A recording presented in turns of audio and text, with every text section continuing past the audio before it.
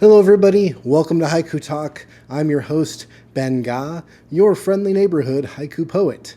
And today we're going to be taking a look at a piece from a belated and beloved haiku poet, Marlene Mountain, from the wonderful and much beloved, also, anthology, the Haiku Anthology by Cor van den Heuvel. This is the current third edition. And it's going to be a fun one. So with that said, you know what time it is. Time to grab yourself a tasty beverage, sit back, relax, and let's haiku.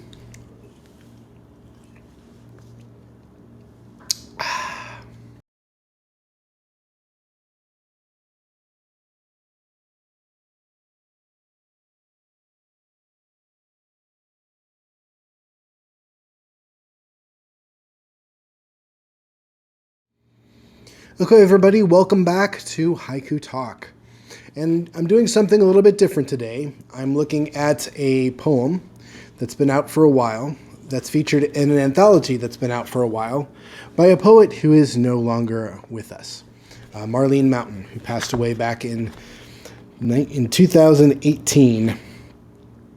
And the reason why I'm focusing on all of these things has to do with something that I mentioned a little bit on, or touched a little bit on in my last episode, which was the act of reading and rereading poems. I can't stress enough how much meaning and how much learning you get out of reading a lot of haiku. Not just one or two, not just a couple a month, not just this or that, but actually reading hundreds of haiku, good quality work by top quality writers. This anthology is one of the best out there for English language haiku. It is a little bit old now. I mean, it's let's see, when is the publication date for the third edition? The second edition is also very good. Copyright 1999. It is from the Norton Press, which is a pretty prominent press for anthologies in English literature, at least in the United States anyway. I know a lot of my big anthologies that I had in college were all done by the Norton Press. So it's an important book filled with wonderful writers. And I have just finished my 14th round of reading this book cover to cover. All of the haiku in there. Now, I don't read the introduction every time, but I've read it multiple times. And I strongly suggest anybody that picks up a book like this to read that introduction at least once, preferably the first time you pick up the book, because it's going to give you context about what it is you're going to be seeing, how they arranged the poems, how they picked the poets to be in the book, and it'll give you some context. But things like this are absolutely important and essential if you want to learn how to read and write haiku. The reason being is you read a lot, and after you've read a lot of haiku, some things that you've heard on this channel will become highly apparent to you. Why? Because you will have seen hundreds and hundreds and hundreds of examples that do this, that use similar techniques, that do the same type of haiku thing from multiple poets. And there's no greater learning tool than reading. That's advice that I got a lot as a young writer, something I tried to rebel against. But the older I get, the more that I got serious as a poet, the more true it became. And seriously, this is just finished my 14th go round of this book. And every time I go around in the book, I do little things. I leave tick marks. I leave evidence of my reading. So if I like a poem, I tick mark it in the book. If I like something specific that excites me that time I read the poem, I'll make a note in the book, and I'll put a date and a location of where the time that I was reading the book and where I was.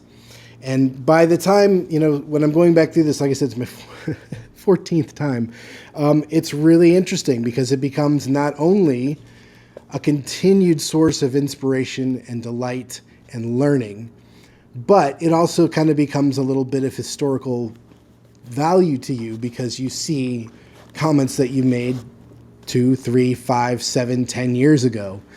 And then not only are you reflecting on the poem, but then you're also then reflecting on you and who you were when you first encountered that.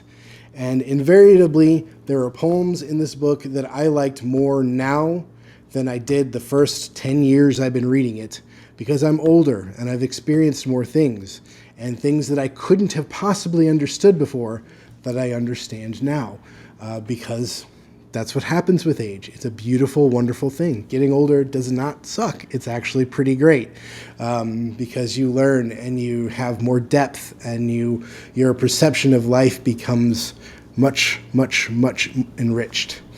And I always find whenever I'm doing any sort of writing, I have to sit down with a book like this, or a journal, or an individual anthology, and I start with reading. And I do that because it allows me to clear my mind, not think about myself, not think about anything else, and just start getting into the getting into the pattern and the cadence of haiku and haiku language and haiku moments and how things work. And lo and behold, I start to write. I dip into that flow, and I run with it. So it's very important and invaluable to get yourself some of these big anthologies. And I'll feature a couple other ones in later episodes. But this one I just refinished, and thought it important to bring it up now since I just talked about reading and rereading in my last episode. A poem that I'm going to focus on from Marlene Mountain, who's just about every one of her poems in here I like or have liked at various times of reading. It's a one-liner, and it's just a very fun poem that I am still learning from. You know, every time I see this, I've liked it every time I've read through this book. And I don't do a lot of haven't done a lot of one-liners yet on the channel, so this is another good example to take a look at one. And this one-liner from Marlene Mountain goes like this. He leans on the gate, going, staying. He leans on the gate, going, staying. That is so good. So good. Remember, a haiku is a single moment captured in time. It's something that unfolds for you in the present tense. This poem does this perfectly. He leans on the gate, going, staying. This poem is happening right before you. The moment is happening as you read the poem. It's wonderful. The poem is exactly what it is. It's not a metaphor for life. I mean, certainly you could stop and think about it, but first, enjoy the poem for what it is, for the moment that's captured. Many times we make mistakes of reading haiku like you might other forms of poetry, where you're looking for bigger meanings or trying to find layers and trying to do a lot of work to get at greater meanings in life. And that's not to say that haiku can't do that and don't do that, but first and foremost, they are a moment captured in time that are exactly what they are. And they're calling attention to what might seem like mundane things or might seem like a simple thing, which is why you might want to try to build things on top of it and layer meaning on top of it, because you can't stop and appreciate the simple thing that's happening and the vibrations that gives you. This poem, he leans on the gate, going, staying. It says so much. In that one moment, we learn so much about the relationship here, about this conversation that's happening, about, you know, is this person that you're having a conversation with, how interested in you are they? They're going, they're staying, they're on this gate, they're in this perpetual little sense. We don't know if this person goes or stays. They're in the moment of the poem. We're in that moment of uncertainty. And it's hinged on the hinge of the gate, which is so incredibly great and brilliant, to hinge the poem on an actual hinge in a gate that's happening right in front of you. Now, this is something that you can't, that happens when you become attention to details, when you become attention and attuned in the life and the world around you as a poet, looking for these types of things rather than looking for metaphors, rather than looking to build, big castles in the sky. It's finding those real moments of tension, those moments of wonder, those moments of vibration. And this poem vibrates. Is this love? Is this not love? Is this a person that you trust? Is this a person that you don't trust? It's all hinged on this gate. And the fact that this is a one-line poem, it's one moment. And it's not broken up into levels or separate moments. It's all happening at the same time, on the same fence, in the same conversation, with that hinge of the gate moving closer, pulling back, moving closer, pulling back, going, staying, going, staying. Oh, it's brilliant. It's a brilliantly written poem. And it makes me think about gates. It makes me think about relationships I've been in. It makes me think about conversations I've had. It makes me think about things I've said to people, where I'm the person leaning on the gate. It makes me think about moments in life that are like this, that have a pivot to them. And it's just an amazing piece. Perfect example of why a one-line haiku makes sense. A lot of times, someone might ask, why do you use a one-line poem? Why would you use it a two-line? Why would you use it a three-line? Well, three lines are kind of the most common. It's the common format that we use, and it makes a lot of sense. We get used to the cadence. We get used to how you build a moment, how you stack a moment. Maybe you're using a telescopic approach where you start with something wide and you narrow down your focus into something really small, or you're doing a reverse where you're starting at something small and you build out to something wide. Or you have the fragmented phrase, or you have a middle pivot where the first line then pivots in the middle to that last line. And those make sense for three-line haiku. This one, you can't break this up any other way. It has to be written as a one-liner because it's that one line of the moment. It's that one line of conversation. It's that one line of thought. It's that what's happening right here, right now. And it's just a remarkable piece. And what's great about anthologies like this is that when you go over them and you say, oh, Marlene Mountain, I really like all of these poems by Marlene Mountain. Well, then we live in a day and age where you can do a Google search to find other poems by Marlene Mountain, other books by Marlene Mountain, and see if we can track these things down. Sometimes books aren't in print, but there are sites that allow you to browse. Even Amazon does this, allows you to browse from used bookstores. You might be able to find one, track one down, spark up a conversation with another friend in the haiku world. See, hey, do you have any books from Marlene Mountain? Do you know of any? It starts conversations. It starts connections. And lo and behold, then you might find one. And then you have this whole volume of poems by Marlene Mountain to continue your study, continue your enjoyment, and continue to figure out why do these poems resonate so much with me. And that's another great thing about going back and rereading these poems, rereading these books, is because the first time you go through it, it's exciting. It's a book. It's unknown. You have no idea what's coming next on the next page. It's an adventure. It's great. We all love that sense of discovery.